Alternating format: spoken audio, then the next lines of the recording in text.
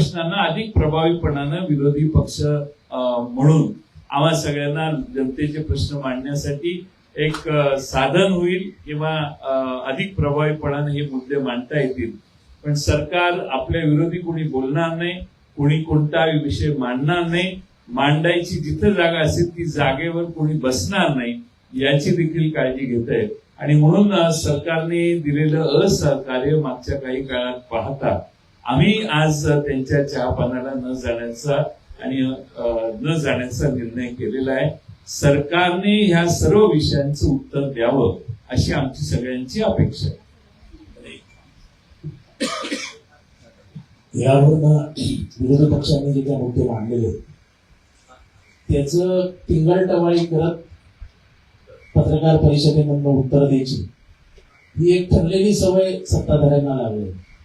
मला त्याच्यावरून आठवतं की बहुजनांच्या भाषेची टिंगल करण्याची महाराष्ट्राचा इतिहास.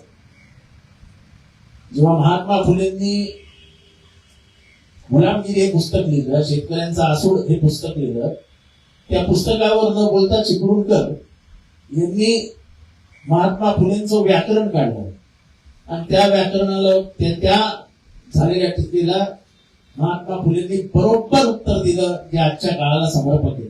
महात्मा फुले चिपळूणकरांना म्हणाले, अहो चिपळूणकर,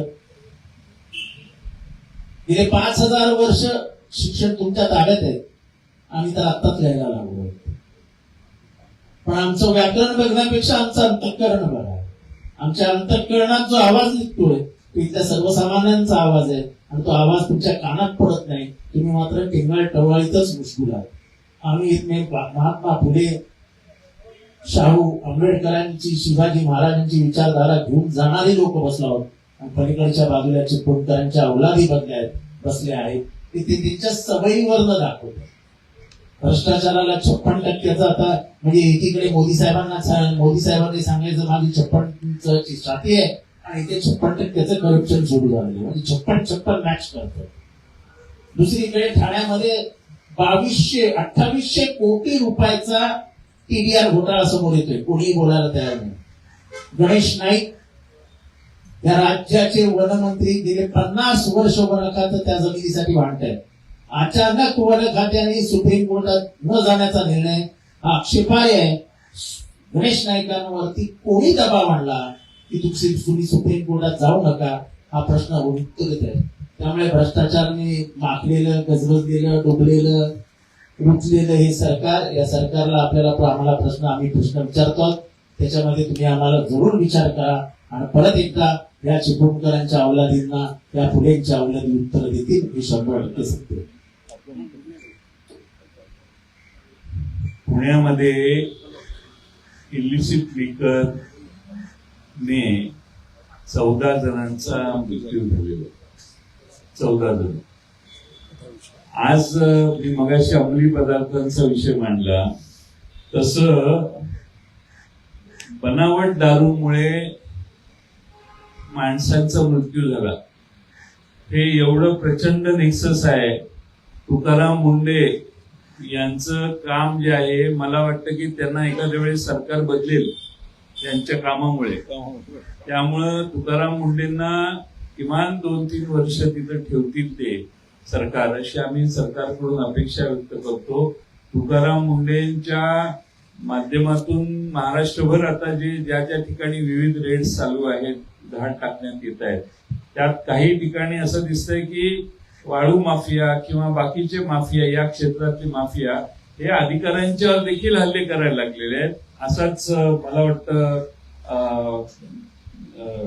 संभाजीनगरमध्ये प्रकार मागल्या 2 आठवड्यापूर्वी घडला. ही सगळी कायदा व सुव्यवस्थेची परिस्थिती एवढी बिकट झालेली आहे आणि त्यामध्ये पोलिसांचं काम आहे या बनावट दारू, वेगवेगळ्या ठिकाणचे अंमली पदार्थ यांना अटकाव करणं, त्यांच्यावर लक्ष ठेवणं.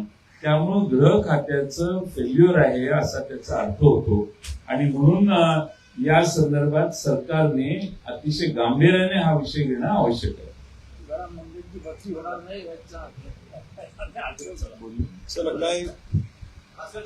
आपण धान उत्पादक पट्ट्यातील आमदार आहात. विदर्भामध्ये, पूर्व विदर्भामध्ये धान उत्पादक शेतकरी मोठ्या प्रमाणात आहे. धानाचे शासकीय धान खरेदी केंद्रामार्फत खरेदी करतं शासकीय क्षेत्रात 48 तासामध्ये सुपारी देणं अपेक्षित आहे, मात्र उशिरा मिळतात. सर्वात महत्वाचं म्हणजे धानाचे धोरण जो प्रति एकर 20,000 अपेक्षित होतं, तो अजूनपर्यंत जेव्हा मुख्यमंत्र्यांनी आत्मसात केलं होतं. आपण म्हणता ते खरं आहे की धान उत्पादकांना प्रति हेक्टर 20,000 रुपये बोनस देण्याचं जाहीर हे हिवाळी अधिवेशनमध्ये नागपूरमध्ये राज्याच्या मुख्यमंत्र्यांनी जाहीर केलं होतं. कृषी मंत्री केवळ बोलले असं नाही, तर राज्याच्या मुख्यमंत्र्यांनी जाहीर केलं होतं.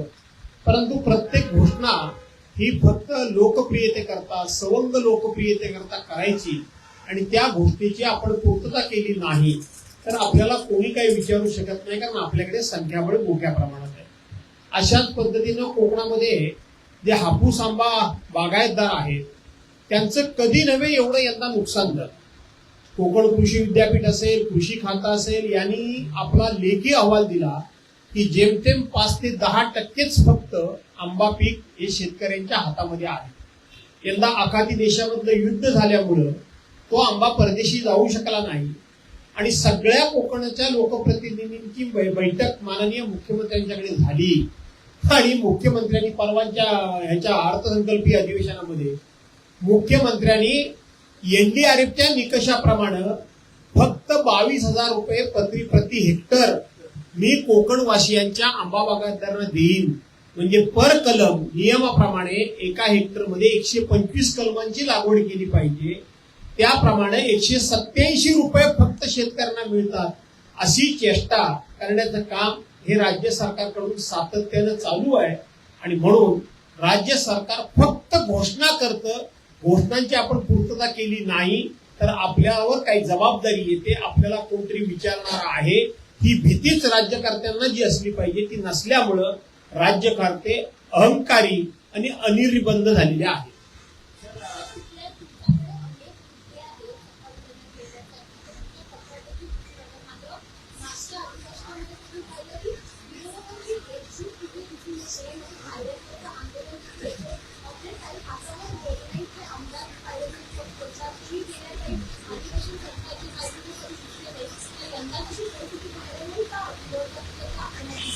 असं आहे की जे कोणी सभाध्यक्ष असतात, तालिका अध्यक्ष असतात, सभापती असतात, यांनी नियमाप्रमाणे जास्त हे डाव्या बाजूला बघावं लागतं. डाव्या बाजूला विरोधी पक्षाचे सदस्य बसलेले असतात. डाव्या बाजूला बघायचं याचा अर्थ डावी बाजू जी आहे ते नाही रे वर्गाचा आवाज आहे आणि उजवी बाजू आहे ती सत्ताधारी पक्षाचा आहे रे वर्गाचा आवाज आहे. परंतु जे काही सभाध्यक्ष आहेत ते डाव्या बाजूला बघायचं तर सोडा, पण डाव्या बाजूला बघायचं तर नाही, पण त्यांना पुरेपूर संधी सुद्धा द्यायची नाही. त्यांचा मुद्दा काय तो ऐकून सुद्धा घ्यायचा नाही. त्यांना असं वाटतं की विरोधी पक्षाने एखादा जर विधायक मुद्दा मांडला आणि सरकारकडून त्याला जर पॉझिटिव्ह उत्तर दिलं गेलं तर त्याचं श्रेय हे विरोधकांना जाईल. म्हणून प्रत्येक गोष्ट ही सत्ताधारी पक्षानेच मांडली पाहिजे, सत्ताधारी पक्षातून बोललं पाहिजे असा जाणीवपूर्वक प्रयत्न केला जातो. आणि त्यामुळं विरोधक संख्येनं कमी आहेत याची चिंता विरोधकांना देखील नाही. आणि महाराष्ट्राला खात्री आहे की विरोधक संख्येनं जरी कमी असले तरी विरोधकांचा जर हक्क मिळाला, विरोधकाला जर त्यांचा हक्क मिळाला, त्यांची वेळ त्यांना मिळाली, त्यांची स्पेस जर त्यांना भरून काढायला संधी मिळाली तर मी मगाशीच सांगितलं की महाराष्ट्राला अपेक्षित असलेलं काम आम्ही करून दाखवल्याशिवाय राहणार.